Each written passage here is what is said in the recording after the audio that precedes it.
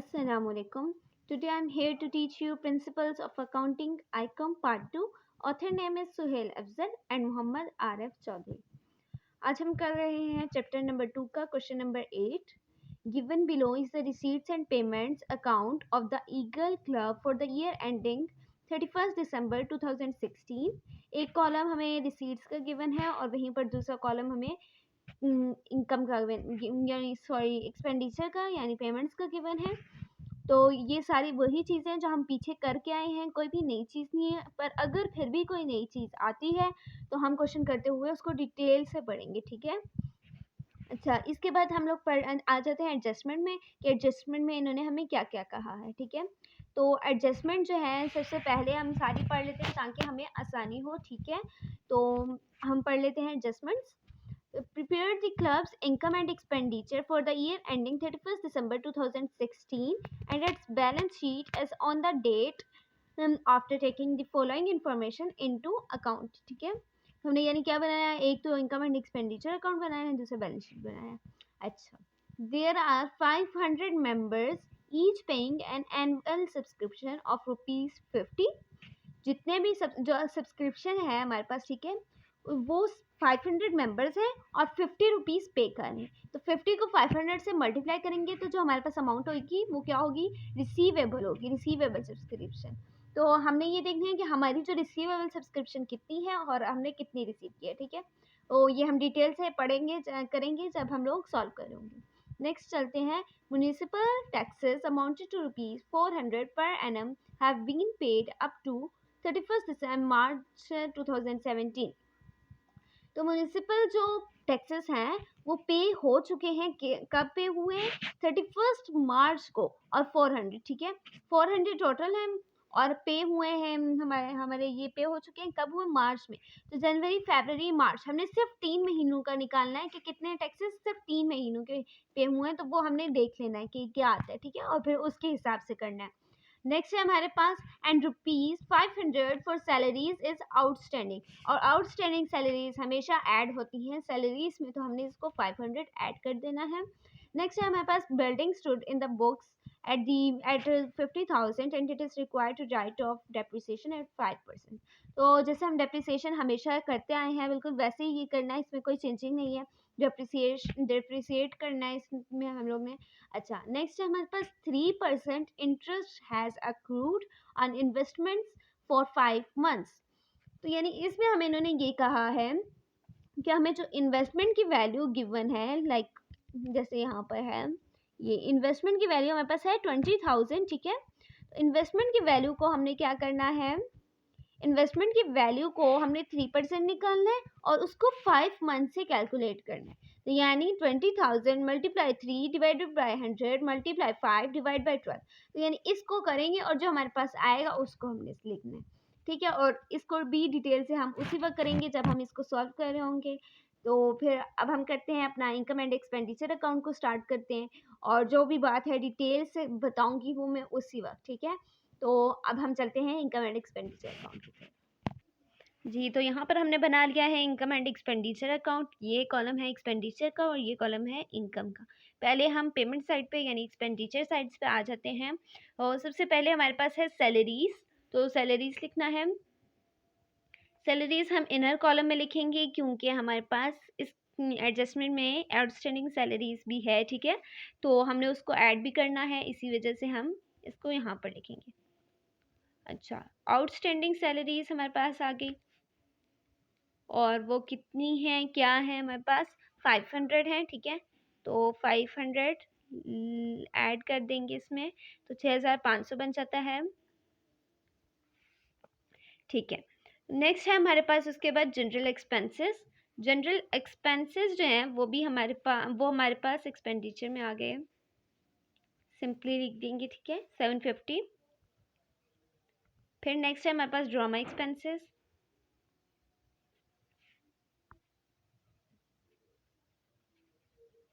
Drama expenses है हमारे पास 4,500. Next है हमारे पास न्यूज़पेपर एक्सेट्रा. यानी ये सारे सिंपल ही हैं जो बस लिखने ही हैं, हमने उतारने नहीं, तो आते रहते हैं छोटे छोटे से. ठीक है. इनमें कोई डिटेल बताने की वाली बात नहीं है. तो फिर है नेक्स्ट हमारे पास म्यूनिसिपल टैक्सेस।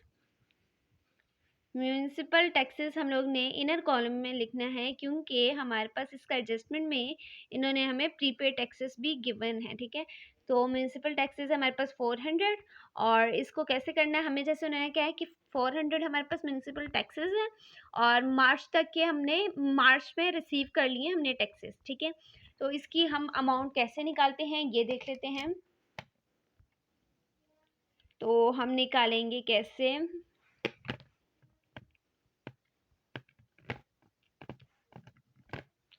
हमारे पास 3 मंथ्स का है ना, जनवरी फरवरी मार्च, तो हमने 400 से किया, और थ्री मंथ्स के इसलिए 3 से किया, और टोटल मंथ्स हमारे पास कितने होते हैं,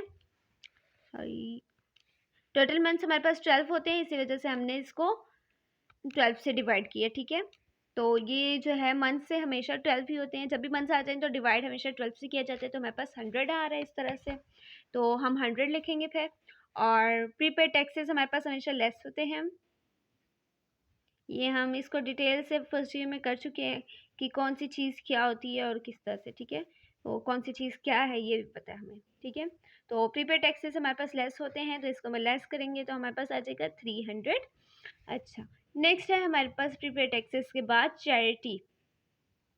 ओके, तो चैरिटी हमें गिवन है यहाँ पर 3500, ठीक है, 3500। नेक्स्ट है हमारे पास इन्वेस्टमेंट, जो कि हमारा बैलेंस शीट में जाता है, तो हम यहाँ पर नहीं लिखेंगे। फिर है हमारे पास इलेक्ट्रिसिटी चार्जेस,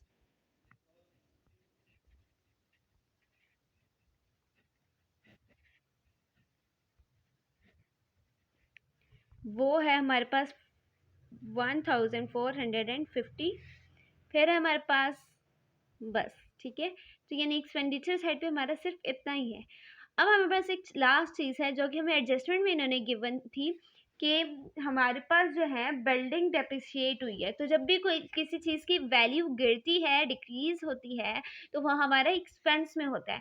तो एक्सपेंस में हमेशा डेबिट आता है, और ये वैसे भी नाम ही डेबिट का हमारे पास एक्सपेंडिचर में है, तो हमने इसको बिल्डिंग की जो डेप्रिशिएट हुई है उसको हमने यहाँ पर लिखना है, ठीक है।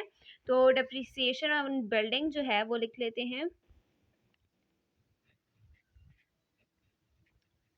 ठीक है। तो हमारे पास कितनी वैल्यू है बिल्डिंग की, आई थिंक 50,000 है, यस 50,000 है हमारे पास, और 5% हमें कहा है, ठीक है। तो हमने 50,000 का 5% निकालेंगे, तो हमारे पास वैल्यू आ जाती है 2500, ठीक है। तो हमने 2500 लिख दिया डेप्रिसिएशन बिल्डिंग में। अच्छा, फिर हम लोग आ जाते हैं इनकम साइड पे। इनकम साइड पे सबसे पहले हमारे पास जो है वो है, सबसे पहले हमारे पास सब्सक्रिप्शंस हैं, ठीक है।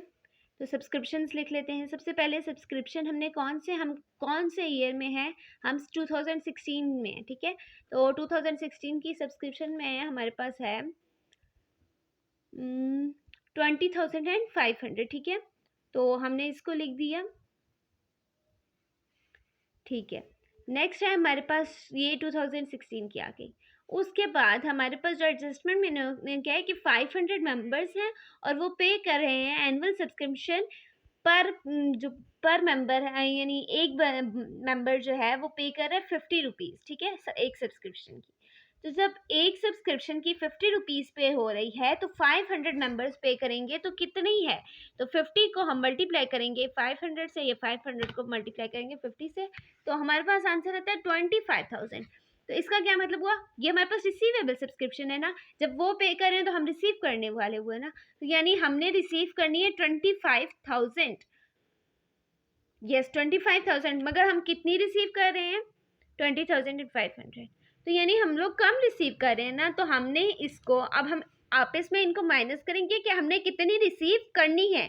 हमारे पास रिसीव इतनी हुई है और रिसीव करनी इतनी थी टोटल, तो हमने जो माइनस करेंगे हम, ठीक है, तो वो हमें पता चलेगा कि असल में हमने कितनी करनी है रिसीव, ठीक है। तो हम वो लिख लेते हैं 25,000 माइनस 20,500, तो यानी 4,500 हमने रिसीव करनी है, तो हम क्या इसको दे देंगे नाम रिसीवेबल सब्सक्रिप्शन, ठीक है। तो हम इसको ऐड करेंगे, ठीक है, ये इसी में ऐड हो जाएगी सब्सक्रिप्शन। तो रिसीवेबल सब्सक्रिप्शन कितनी है, ये है तो इसी साल की ना, जो भी सब्सक्रिप्शन थी इसी साल की इन्होंने कहा है कि नहीं हमने रिसीव की, ठीक है, तो इसीलिए हमने इसको यहाँ पर लिख के हमने कहा है कि रिसीवेबल है, ठीक है। अच्छा, हमारे पास कितनी रिसीव करनी है हमने, 4500। अब इन दोनों को हम टोटल करेंगे कि हमारे पास क्या आ रहा है, ठीक है। तो हम लोग कर लेते हैं 25,000 प्लस 4500। तो हमारे पास वैल्यू जो आती है वो है, तो इसको प्लस करें यानी हम इन दोनों को 20,500 प्लस 4,500, तो हमारे पास वैल्यू आती है 25,000। तो यानी अब हमने इसको यहाँ पर लिख देंगे,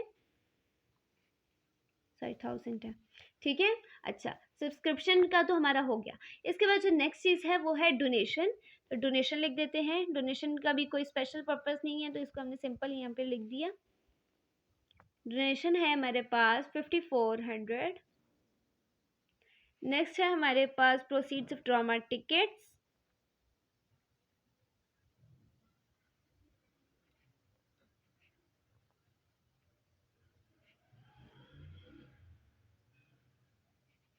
इसकी हमारे पास आ गई 9500। नेक्स्ट है हमारे पास सेल ऑफ वेस्ट पेपर,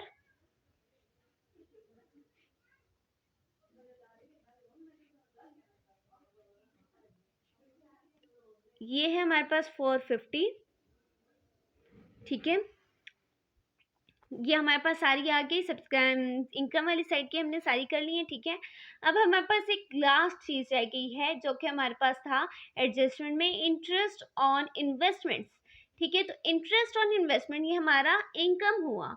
तो हमने इसको कैसे करना है, जैसे हमें उन्हें इन्वेस्टमेंट में आए, यानी इन्वेस्टमेंट में हमें प्राइस दी हुई है, पहले हम लिख लेते हैं। अच्छा, इंटरेस्ट ऑन इन्वेस्टमेंट,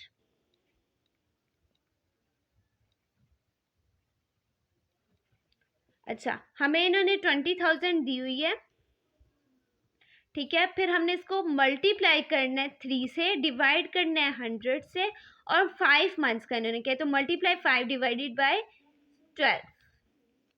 तो हमारे पास क्या वैल्यू आ जाएगी, फिर हमने सिर्फ यानी जो इन्होंने हमें दी हुई है तो हमने उसी के हिसाब से चलना है। इन्वेस्टमेंट की क्या वैल्यू है 20,000, हमारे पास इन्होंने क्या है 3%, तो हमने मल्टीप्लाई 3 डिवाइड बाय 100 कर दिया, और कहा है कि 5 मंथ्स का, तो मल्टीप्लाई 5 डिवाइडेड बाय 12। तो ये हमारे पास क्या आया, इंटरेस्ट ऑन इन्वेस्टमेंट। तो हमारे पास कितनी वैल्यू आई यहाँ पर 250, ठीक है। तो 250 लिख देंगे, हमारे पास जो वैल्यू आ गई। अब हमने यानी ये वाली साइड भी हो गई है और ये वाली साइड भी हो गई है। अब हमने सिर्फ इन दोनों का टोटल करेंगे और फिर देखते हैं कि हमारे पास कौन सी चीज़ कितनी आई है, ठीक है।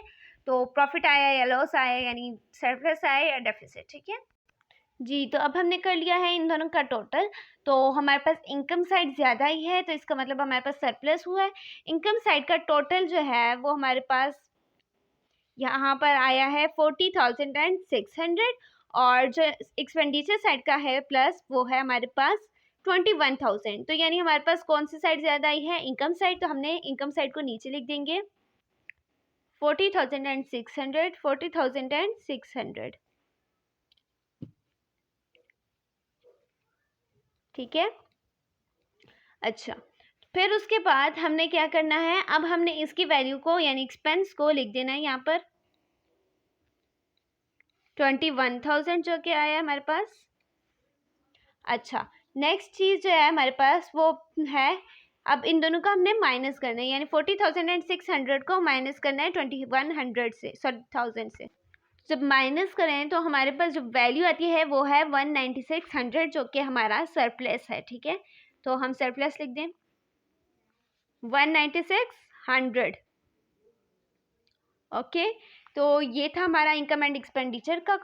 तो हम ये कर चुके हैं कंप्लीट, हमारे पास सरप्लस आया है वो भी 19600। तो अब हम करेंगे नेक्स्ट चीज़ जो कि हमारे पास है ओपनिंग बैलेंस शीट। हमें इस क्वेश्चन में कैपिटल गिवन नहीं है, जिसकी वजह से हमें ओपनिंग बैलेंस शीट बनानी है। तो हम ओपनिंग बैलेंस शीट बना लेते हैं, ठीक है। ये हमारी ओपनिंग बैलेंस शीट, ठीक है। एक साइड हमारी एसेट की, दूसरी साइड इक्विटीज की, जैसे हर क्वेश्चन में होती है। अब हम पहले कर लेते हैं एसेट्स में। हमारे पास जितने भी एसेट्स हैं हमने वो सब यहाँ पर एसेट्स में लिख देने हैं, तो हम पुट कर देते हैं सब कुछ, ठीक है। सबसे पहले जो हमारे पास एसेट में है वो है हमारे पास कैश, ठीक है, जो कि हमारे पास है 10,250। नेक्स्ट जो चीज़ है हमारे पास वो यहाँ पर है बिल्डिंग, जो कि हमारे पास हमने टोटल एसेट लिखने हैं, ठीक है। तो बिल्डिंग का डेप्रिसिएशन है मगर हमने उसको कुछ भी नहीं करना। तो बिल्डिंग हमारे पास है 50,000। नेक्स्ट जो चीज़ है हमारे पास वो है सब्सक्रिप्शन रिसीवेबल, ठीक है। जो रिसीवेबल होता है वो हमारा एसेट होता है, इसीलिए हमने इसको भी यहाँ पर एसेट में लिखना है, ठीक है। तो जो सब्सक्रिप्शन रिसीवेबल है हमने वो भी लिखनी है, ठीक है। तो वो हमारे पास कितनी है, तो यहाँ पे सब्सक्रिप्शन रिसीवेबल जो है हमारे पास वो प्रीवियस ईयर की यानी 2015 की जो बुक में हमें गिवन है वो 400 है, तो वो हमने लिखनी है यहाँ पर, ठीक है। उसके बाद लाइबिलिटी साइड पे यानी ऑनर्स इक्विटी साइड पे आ जाएं तो हमारे पास कोई लाइबिलिटी नहीं है, तो हम वो नहीं लिखेंगे। अब हम इस सारे का टोटल कर लेंगे और कैपिटल फंड निकालेंगे, ठीक है। तो अगर हम इस सब का टोटल करें तो हमारे पास जो वैल्यू आती है वो हमारे पास आती है 60,650, तो हम वो लिख लेते हैं, ठीक है। तो कैपिटल फंड हमारे पास आ गया है, ये कैपिटल फंड हमारे पास है 60,650 और ये हमारी टोटल वैल्यू भी है, ठीक है। तो हमने इसको नीचे भी यही लिखेंगे, ठीक है।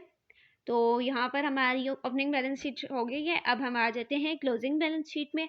हमने क्लोजिंग बैलेंस शीट भी बनी हुई है, हमने बिल्कुल वैसे ही करनी है जैसे हम हमेशा करते आए हैं, ठीक है। तो सबसे पहले हमें कैश और bank, cash in hand, bank वगैरह, कैश एट बैंक, ये सब कुछ लिखना होता है। तो हम सबसे पहले वो देख लेते हैं। तो हमारे पास सबसे पहले है कैश, कैश है तो हम लोग कैश लिख लेते हैं। एंडिंग का, ओपनिंग का हमने यहाँ पर लिख चुके हैं, अब हमने लिखना है एंडिंग का। तो एंडिंग का जो कि हमें बुक में गिवन है बैलेंस CD, ठीक है, तो हमने वो लिख लेना है कैश 9,000।